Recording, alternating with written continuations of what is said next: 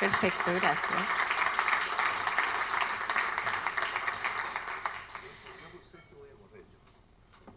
Perfecto. Bueno, muy buenos días a todos. Quiero agradecer sobre todo y muy especialmente a Corpo Araucanía por haberme invitado hoy día a hablar de cómo viene este año. Y espero que sea de utilidad para ustedes. Yo lo que pienso hacer es partir hablando un poco del mundo, de cómo se percibe el mundo, después hablar un poco de Chile y terminar con algunos comentarios respecto a la situación económica de esta región. Aunque tengo que advertir que en el tema de estadísticas económicas se nota claramente el problema de centralismo que tenemos en Chile porque hay muy poca estadística regional en Chile. Y la calidad de esas estadísticas es bastante mala. Entonces, como economistas, nos cuesta poder analizar bien qué está sucediendo en cada una de las regiones y estamos muy lejos de poder hacer respecto a distintas zonas lo que uno puede hacer a nivel análisis macroeconómico del país. Entonces, desde ya advierto que la parte que corresponde a la situación de la región va a estar un poco empobrecida respecto a lo que pretendo hablar del mundo y de Chile. Bueno, esto sería así, ¿no es cierto? Ya. Bueno, ¿qué está pasando en el mundo? La verdad que el mundo se ha vuelto más incierto. Hay varios problemas y además lo que uno está percibiendo, y lo destaca el Fondo Monetario, es que el dinamismo que tuvimos el año 2018 está disminuyendo. O sea, vamos a tener un mundo que va a crecer menos, incluso tanto que vamos a ver que los bancos centrales han tenido que reaccionar frente a, sobre todo la semana pasada, que se dio una situación bien compleja en los mercados internacionales. En enero, el Fondo Monetario Internacional dio a conocer una actualización de perspectivas para el mundo y señaló que el mundo se estaba debilitando. Bajó su proyección de 3,7 que tenía de crecimiento para este año para el mundo a 3,5 y además de eso agrega que los riesgos están inclinados a la baja. O sea, disminuye la proyección y además dice que el mundo está en una situación más compleja de lo que se pensaba. En abril va a actualizar en forma más completa estas proyecciones y probablemente va a confirmar esto que ya se está viendo. Y dentro de las causas que señala para esto, la principal es el problema de la guerra comercial entre China y Estados Unidos y ciertos problemas que se están viendo en Europa, en Alemania, el Brexit, etcétera, pero tenemos un mundo que está más turbulento. Los economistas siempre hablamos con gráficos. A nosotros siempre nos dicen mucho los gráficos, en general los gráficos son complejos para la mayoría de las personas, así que voy a explicar qué es lo que es. Aquí lo que hay en las distintas líneas de colores son las proyecciones de crecimiento que el Fondo Monetario ha ido haciendo en los distintos años. Entonces, la línea de más arriba, no sé si esto tiene el puntero, no, parece que sí. La línea de más arriba muestra lo que proyectaba el Fondo Monetario el año 2014 para el mundo. La línea amarilla, lo que proyectaba en 2015. Después, la línea gris, lo que proyectaba en 2016, 2017, y finalmente lo último que proyectó en enero de 2019, y lo que uno ve es que consecutivamente las proyecciones han ido cayendo. Entonces, este mundo que antes de la crisis subprime crecía a tasas de entre 4 y 5%, definitivamente ya no está logrando esos resultados. Y lo cierto es que el 4% ya no parece como una tasa de crecimiento factible para el mundo, ni en el corto ni en el mediano plazo, y se aproxima más a ser de un 3,5%. O sea, un mundo que a pesar de toda la revolución tecnológica que estamos viviendo, crece menos de lo que crecía antes. Bueno, y por supuesto, las bolsas y los mercados han reaccionado frente a estas peores expectativas. El año pasado se veía un salto bien espectacular. Aquí está el índice Dow Jones de la bolsa americana y el índice DAX alemán, que en los últimos meses tuvieron un importante ajuste a la baja, porque se estaba generando una perspectiva de que el mundo estaba peor de lo que se pensaba. ¿Y qué es lo que ha ocurrido? Que los bancos centrales del mundo han reaccionado rápidamente frente a esta situación y todo este proceso de retiro de estímulos se revirtió en estas últimas 2 semanas, con los anuncios de la Reserva Federal y con los anuncios del Banco Central Europeo. Hay que acordarse que después de la crisis subprime, los bancos centrales inyectaron liquidez en el mundo en una forma que nunca antes se había hecho en la historia. Bajaron las tasas de interés a cero y compraron cuanto bono podían encontrar con tal de inyectar liquidez en la economía. Eso permitió atenuar los efectos de la crisis, pero el problema que se produjo es que de alguna manera esto actúa como una droga en los mercados financieros y al parecer los mercados financieros se empezaron a acostumbrar a eso.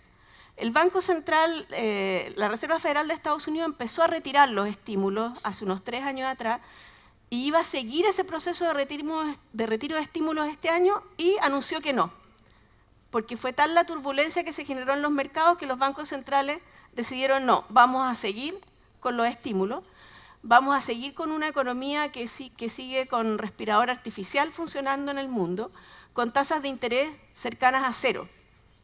Esto que desde el punto de vista de actividad económica, tener tasas de interés tan bajas es positivo, los que se quieren comprar una casa, o sea, todos los que quieren hacer inversión, tener tasas reales muy bajas es algo positivo, genera otros problemas, y uno de los problemas es con las pensiones.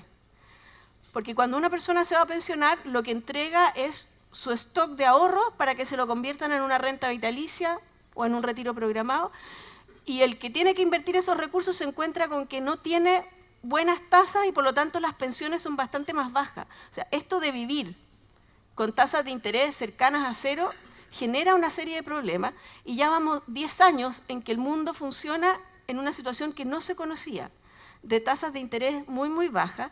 Aquí uno puede ver la tasa de política monetaria en Estados Unidos, el periodo de la crisis, la baja de tasas que hubo para estimular la economía, tenía tasas más arriba de 5% anual, las bajó prácticamente a cero, mantuvo las tasas en cero la Reserva Federal alrededor de 6 o 7 años con tasas muy bajas y las empezó a subir el año 2016. Los bancos centrales de Europa y de Japón todavía no podían iniciar bien este proceso de revertir tasas de interés cercanas a cero.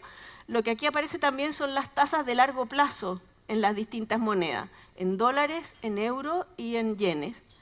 Y vemos que esas tasas han sido muy, muy bajas. Lo que generó mucho ruido la semana pasada es esta situación en que la tasa de corto plazo pasa a ser igual o incluso más alta que la tasa de largo plazo. Y esto es lo que generó un problema bien serio en los mercados cuando las tasas de largo plazo son más bajas que las tasas cortas. En general, eso se asocia a una situación que está presagiando una recesión. De hecho, el año 2007, antes de la crisis subprime, se produjo esa situación, que la tasa de política monetaria era más alta que la tasa de los bonos a 10 años. Y eso anticipó una crisis. Entonces hay mucho temor ahora de que esta situación, aquí en el gráfico muestran que están prácticamente equivalentes los bonos en dólares a la tasa de política monetaria en Estados Unidos, pero cuando uno toma ciertos días, hay algunos días en que la tasa de 10 años ha estado por debajo de la tasa de corto plazo. ¿Es esto anticipo obvio de una recesión? No, no lo es, pero sí es una señal de alerta. Algo está pasando en el fondo. Y vamos a necesitar de nuevo que los bancos centrales sigan estimulando. Frente a esta situación, la Reserva Federal ya anunció que no va a seguir subiendo las tasas de interés. Y lo mismo hizo Mario Draghi en el Banco Central Europeo. Bueno, esta reacción tan rápida que han tenido los bancos centrales en el mundo, de los principales países, nos alejan el riesgo de recesión, yo creo, y obviamente uno siempre aquí tiene alguna posibilidad de equivocarse. Yo creo que en el corto plazo no deberíamos tener una recesión. Ha habido estos anuncios de algunos gurús de la economía que han anunciado una recesión en el mundo el año 2020. Yo creo que con esta reacción de los bancos centrales esa posibilidad se aleja, pero hay problemas en la economía mundial, hay problemas más estructurales. A mi juicio, los principales problemas son 4, ¿ya? Y que no son de índole totalmente económica, hay algunos que son de índole más bien política o estructural. Aquí menciono los que para mí son los 4 problemas que enfrenta el mundo, que son de difícil solución. Lo primero es el debilitamiento de las democracias liberales, ¿ya? Esta idea de que el modelo que ha generado estabilidad y crecimiento en el mundo en los últimos 40 años se ha debilitado hay un deterioro no solo en Chile, sino que a nivel mundial en las instituciones. Empiezan a surgir entonces como respuesta a esto populismos de distintos signos. Y aquí yo pongo una foto ejemplificando esto a Trump con el primer ministro italiano, Conte, y además con la posibilidad, yo creo a estas alturas, no menor de que Trump salga reelegido en Estados Unidos. Entonces, populismos de derecha, populismos de izquierda, pero con una menor confianza en las instituciones. De hecho, lo que en esta foto que yo les ponía acá, este es el presidente de la Reserva Federal de Estados Unidos, Jerome Powell, y detrás aparece Trump. ¿Por qué? Porque en algún minuto Trump empezó a presionar a la Reserva Federal de Estados Unidos para que no siguiera subiendo las tasas. Incluso lo amenazó con que entonces yo no lo voy a renovar a usted como presidente de la Reserva Federal si sigue subiendo las tasas. En una situación de alguna manera de cuestionamiento de un Estado de Derecho, de una independencia, de una autonomía de la política monetaria respecto a la política fiscal. Bueno, finalmente le resultó a Trump porque la economía efectivamente se empezó a debilitar. Pero esa actitud de un presidente de Estados Unidos cuestionando al presidente de la Reserva Federal es algo que habla de un debilitamiento de las instituciones a nivel mundial. Otro problema que se percibe, y un poco ligado con lo anterior, es lo que yo puse ahí como capitalismos de Estado, y representados por dos personajes, Xi Jinping y Vladimir Putin, que de alguna manera es un modelo que sería muy complejo que se empezara a validar. No son democracias, no son, bueno, Rusia es una pseudo-democracia, China es una dictadura, y de alguna manera empieza a validarse este esquema, y eso es muy complejo. De alguna manera empieza a verse, bueno, nosotros con nuestro modelo de capitalismo de Estado, en que tengo una economía de mercado, pero completa y absolutamente manejada por un poder único, sin elecciones, sin democracia, empieza a parecer que tuviera mejores resultados que las democracias liberales que pueden terminar en riesgos altos de populismo, o lo que ha pasado en Inglaterra. ¿Ya? ¿Qué es lo complejo del Brexit en realidad? Que uno ve que ni siquiera la solidez institucional más significativa como puede tener el Reino Unido, que es un país, fue el primer, o sea, tiene una constitución la más antigua del mundo, instituciones muy sólidas. Las malas decisiones políticas de una persona pueden incluso debilitar institucionalidades que son muy, muy fuertes y con una historia muy larga. Entonces se empieza a validar un modelo que es preocupante en el fondo. Y cuando se hace todo este cuestionamiento a los gobiernos y a los derechos humanos, y se cuestiona que el presidente de Chile invite a almorzar al presidente brasilero por sus declaraciones, yo siempre me pregunto, ¿y qué pasa con China? ¿Por qué ningún gobierno cuestiona a China? Que es una dictadura en la cual se violan los derechos humanos. Entonces, hay ciertas inconsistencias en esto. Y de alguna manera aparece como validado un modelo que no es para nada un modelo a seguir.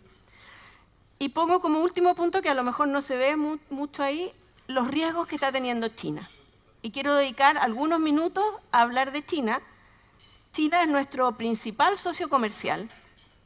Es un país que tiene una importancia gigantesca en el mundo. Es la segunda economía del mundo. Se dice que va a alcanzar a Estados Unidos, probablemente lo va a alcanzar en algún momento, no sé qué tan corto plazo sea eso. Debería alcanzarlo porque, bueno, son 1.300 millones de habitantes contra 400 millones. En algún minuto China tendría que tener más producto que Estados Unidos. Pero eso es menos inminente de lo que a veces se piensa, porque China tiene una situación bastante compleja, y si uno tuviera que decir de dónde pueden venir riesgos de situaciones críticas en el mundo, a mi juicio, uno de los riesgos es lo que puede pasar en China. Y voy a explicar un poquito por qué. Ay, ¿qué pasó con...? ¿No quiere...? ¿China? No sé qué pasó. No, a lo mejor corrí riesgos con lo que dije. No sé por qué no avanza. ¿Se puede avanzar desde allá? Bueno, China tiene que lograr un equilibrio muy complejo tiene una situación bien delicada desde el punto de vista macroeconómico, demográfico e institucional. China necesita crecer para evitar situaciones políticas complejas, para poder absorber la migración campo-ciudad. Entonces tiene que mantener un crecimiento económico alto. Y las metas del gobierno se han ido reduciendo, pero tenemos unas metas de crecimiento que están entre 6 y 6,5%, que curiosamente las cumple en forma exacta, ¿ya?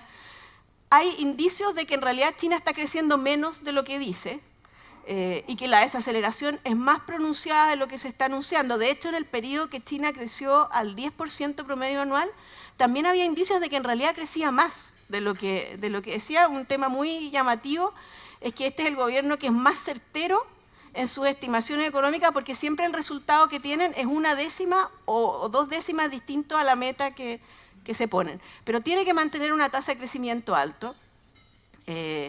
Está además en este proceso bien complejo de cambiar el foco.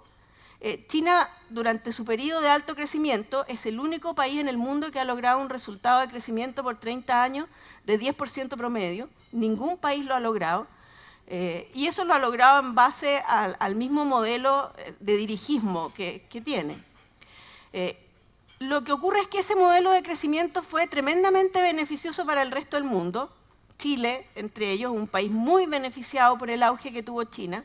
Solo por precio del cobre, alguna vez yo hice el cálculo, solo por precio del cobre, por el aumento de precio del cobre que tuvimos entre el año 2003 y el año 2012, China nos hizo un cheque como país de 200.000 millones de dólares.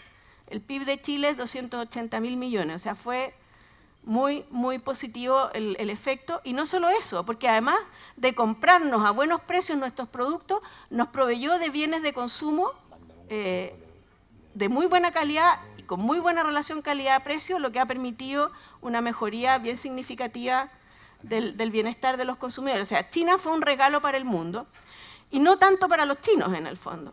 Benefició más al mundo que a ellos. Entonces está cambiando el foco de crecimiento desde menor desarrollo exportador, esto es bien curioso, pero disminuir las tasas de inversión, que son de más de 40%, y fomentar el consumo. En ese proceso del que estaba, y ese proceso de por sí significa menor crecimiento en el largo plazo, porque destinar muchos recursos a la inversión obviamente genera más crecimiento que destinar recursos al consumo. Estaba, por lo tanto, disminuyendo su crecimiento, estaba en una situación más débil, y Trump, en forma bien inteligente, descubre que ese es el momento perfecto para pegarle a China e iniciar la guerra comercial. Y China, por lo tanto, tuvo que revertir esto y volver a estimular la economía fuertemente. ¿Y cómo estimula la economía? Con deuda. Entonces, es un país que está fuertemente endeudado. Y tiene además un problema demográfico muy serio, ¿ya? Por la política un hijo que en un periodo le generó grandes dividendos, el dividendo demográfico que se llamó, eso se revirtió y ahora tiene un problema de envejecimiento gigantesco sin buenas políticas, sin buenas leyes sociales, sin buenos sistemas de previsión y sin buenos sistemas de salud. Entonces, el crecimiento se ha desacelerado, y lo que dicen los expertos en la situación de China es que la caída del crecimiento es más pronunciada de lo que se ve ahí. Para estimular el crecimiento han hecho política fiscal y monetaria muy expansiva, pero mientras tanto han generado una situación de déficit fiscal bien significativo, y si uno agrega aquí el problema que están teniendo los bancos estatales con cartera mala, la verdad que la situación fiscal es de un déficit de alrededor de 9% del PIB cuando uno corrige por la situación de los bancos. Y el endeudamiento, voy a tener que ir un poco más rápido porque ya estoy con luz amarilla. Aquí se mide la deuda privada de los países en relación al PIB. No se ven bien cuáles son.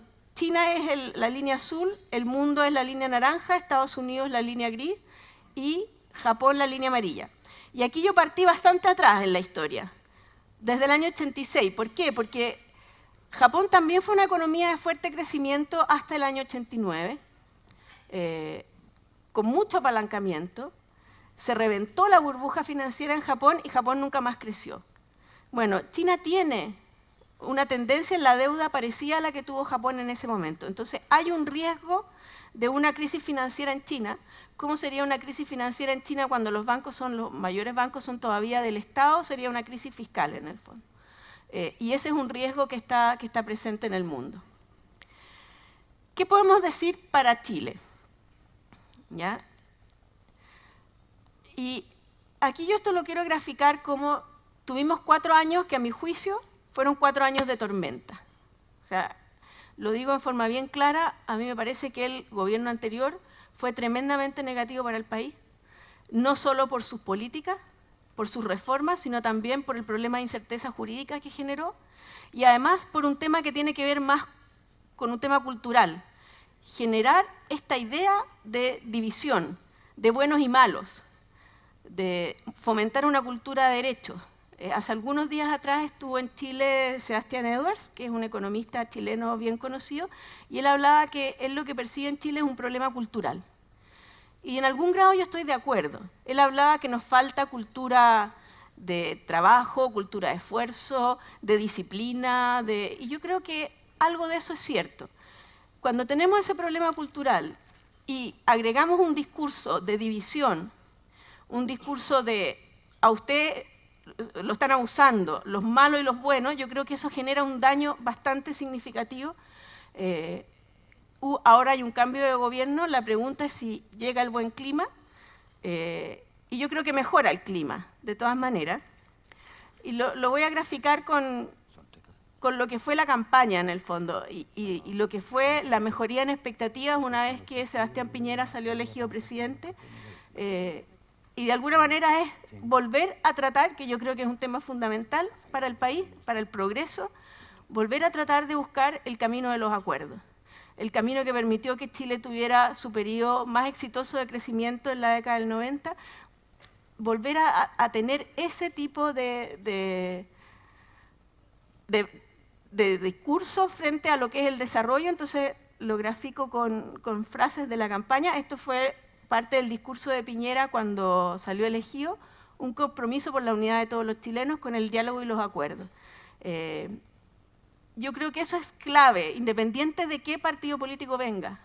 Creo que fue clave la política de los acuerdos durante el gobierno de Elwin. Creo que esa es una de las consecuencias importantes del desarrollo.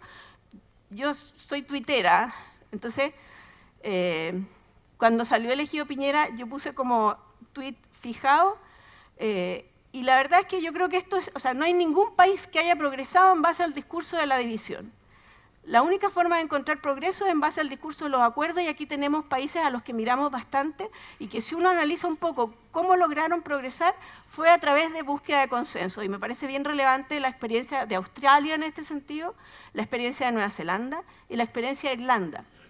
Son 3 países que han logrado tener tasas de crecimiento a pesar de haber llegado a niveles que ya eran, o sea, después de haber llegado a niveles de ingreso per cápita similares a los que Chile tiene ahora, lograron mantener ese proceso de desarrollo, y si uno ve cómo lo hicieron, fue en base a políticas de acuerdo gobierno-oposición, gobierno-sindicatos, pero a través de ese esquema. Porque la verdad que el otro camino yo veo imposible que llegue al desarrollo. Bueno, ese cambio, que por el momento la verdad y en lo concreto es sobre todo un cambio de discurso y de enfoque, de cómo enfrentar los problemas, generó un repunte bastante importante de la inversión el año pasado, después de 4 años de caída de la inversión que tuvimos entre el 2014 y el 2017. La inversión son las barritas naranjas, y también se recupera el consumo. Ahora, si uno compara lo que fue la recuperación después de la desaceleración que hubo a principios de los 2000 y después de la crisis subprime, la verdad que la recuperación de la inversión sigue siendo modesta. Se recupera, pero no a los ritmos que vimos antes. Entonces, todavía por ahí falta. Y de hecho, si uno analiza esto como tasas de inversión y de ahorro, que es la condición básica para que un país crezca. Para que un país crezca tiene que tener inversión, y para financiar esa inversión tiene que tener ahorro. ¿Qué ha pasado con las tasas de inversión y ahorro en Chile? Cayeron fuertemente durante el gobierno anterior.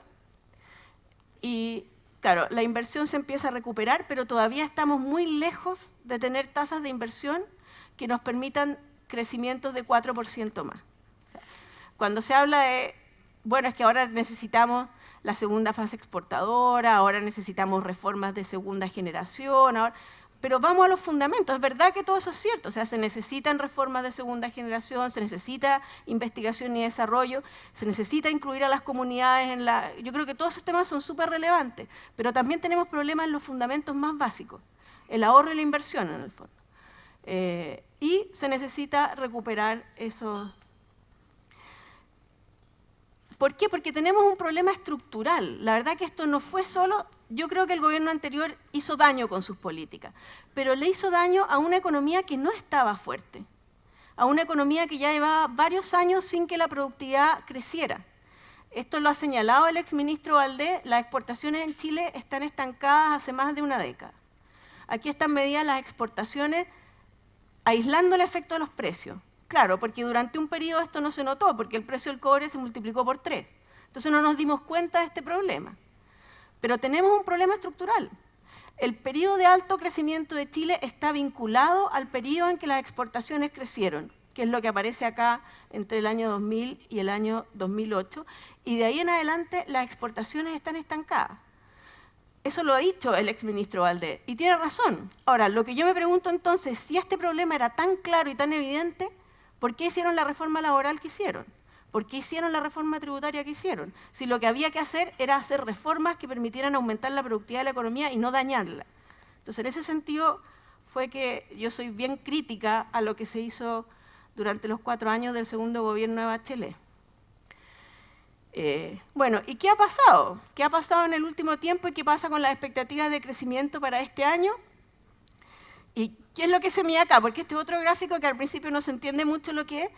Estas son las estimaciones de crecimiento que hacen los agentes del sistema financiero. El Banco Central todos los meses le pregunta a un grupo de analistas económicos qué esperan para el crecimiento del año. Entonces aquí está lo que esperaban estos agentes para el año 2019 en cada uno de estos meses y lo que esperan de crecimiento para el año 2020.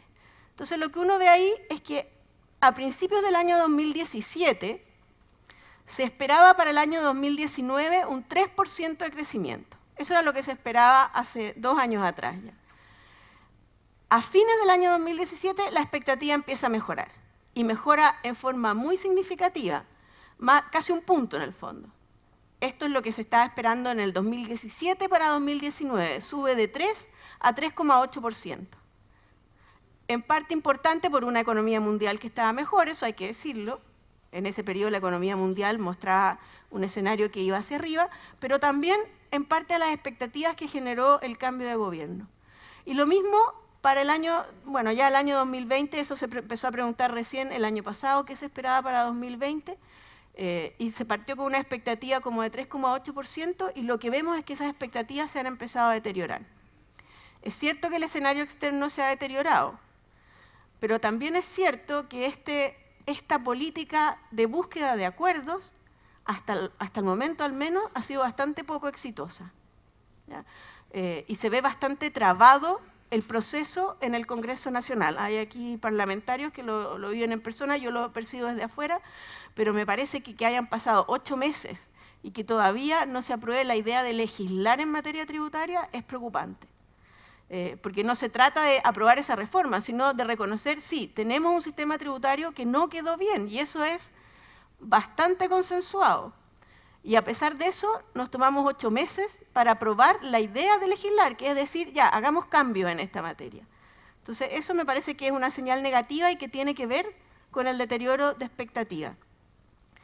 ¿Qué es lo que dice el gobierno en el fondo y cómo está tratando de recuperar estas expectativas y de recuperar el crecimiento? Este es un documento que entregó la SECPRES hace un par de semanas atrás, que plantea cuál es la hoja de ruta del gobierno para lograr su meta, que es este desarrollo integral. Ahora, el desarrollo integral es importante, incluye, ya estoy con luz roja, así que me voy a apurar, me queda bien poquito en todo caso. Y lo que define acá son cuáles son las reformas que el gobierno necesita aprobar para lograr la meta, y las necesita aprobar. Yo no creo que el gobierno logre una meta razonable de crecimiento simplemente administrando lo que hay. sino que hay que hacer cambios estructurales porque tenemos problemas estructurales. La primera es consolidar Chile en marcha, esto que le han llamado el país en marcha, que incluye la reforma tributaria, la reforma laboral, la modernización del Estado, que yo creo que eso es el problema más importante que tenemos, esta agenda microeconómica que acaba de dar a conocer el ministro Valente, y el plan de infraestructura pública. Esa es un área. La segunda área, que es súper relevante en esta región sobre todo, y que yo creo que en este segundo tema el foco es la Araucanía, la agenda de seguridad ciudadana, reforma de policías, prevención y costo de delincuencia. Aquí está todo el tema de seguridad pública, que es muy relevante también en el desarrollo integral. No hay desarrollo si las personas tienen miedo de andar por la calle, miedo de estar en sus casas, o miedo de tener una actividad productiva como ocurre acá. Y la tercera es clase media protegida, y aquí está incorporado la reforma de pensiones y la reforma de salud. Esta es la agenda de reformas que tiene el gobierno y que la verdad se ve muy trabada. Yo creo que la probabilidad de éxito es relativamente baja. Algo se va a aprobar, obviamente, algo se va a avanzar, pero en mi opinión bastante menos de lo que el gobierno planteó inicialmente. ¿Cómo está esta región? Y aquí la verdad que dos datos. El año 2018 fue un buen año en términos de actividad económica. Lo que se logró en materia de tratar de generar un cambio tuvo efectos en la actividad económica, y ahí se ve que la actividad del país, que es la línea naranja, se recuperó, pero hubo una recuperación más pronunciada aún en esta región, que venía así de una desaceleración también más pronunciada que la que había tenido el país. Tuvo un buen año 2015 y tuvo fuerte desaceleración el 2016 y el 2017. Y esto se ve también en materia de empleo, en que también hubo una desaceleración muy fuerte en el año 2015-2016, fuertes caídas de la ocupación, y hay una tendencia un poco mejor. Que esto se logre mantener, bueno, es función de que se siga y se logre retomar esta agenda de diálogo, que yo creo que es súper relevante. Y en este caso también se reitera un poco esta idea inicial de que el progreso y el desarrollo requiere avanzar en conjunto, requiere consenso, requiere negociación, requiere conversación, requiere conocerse. Y yo creo que en eso yo he sido muy pro de la agenda que está intentando el ministro Moreno, de dialoguemos, conversemos, conozcámonos en el fondo. Generemos confianza, ¿sí? Yo creo que la confianza es clave también en el desarrollo. Entonces, para concluir, los puntos que a mí me parecen relevantes tener en mente? Bueno, un escenario externo que se ha deteriorado, aunque los bancos centrales han reaccionado bien rápido, pero han reaccionado bien rápido a, bueno, volvamos a la droga. Parece que no vamos a poder salir de la droga en el corto plazo. Entonces, eso ha aliviado que la situación en el corto plazo no se espere crítica. Yo creo que el tema comercial entre Estados Unidos y China se va a resolver, pero se va a resolver a medias, porque aquí no es solo un problema comercial, es un problema geopolítico, y eso va a seguir existiendo. O sea, se va a lo mejor a avanzar en unos aspectos y retroceder en otros. O sea, va a ser un tema que nos va a acompañar en el fondo, el conflicto de Estados Unidos-China. El mundo tiene debilidades estructurales, esta mayor polarización y la situación de China. China en el mediano plazo no tiene condiciones estructurales para mantener crecimientos de 6%.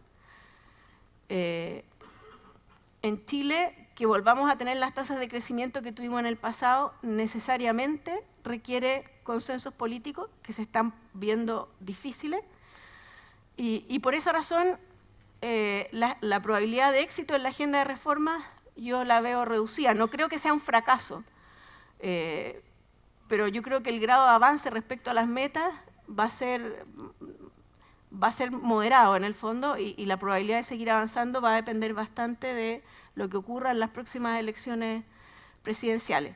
Esos eran los puntos que quería plantear, y no sé si hay puntos que queden pendientes, los podemos ver después en el panel. Gracias.